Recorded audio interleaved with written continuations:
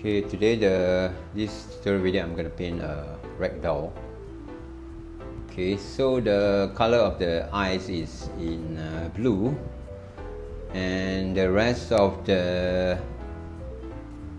body or the face I'm gonna mix with brown or with orange, a bit of gold, and then maybe a bit of blue. Alright, so I'm gonna start with the underpaint, which is the thin layer. Right, just apply a bit of blue on the eye area.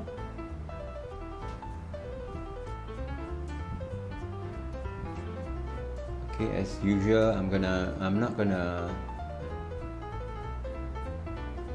focus too much on the detail for now. Right, so since this is just underpaint, let's see, I'm going to throw in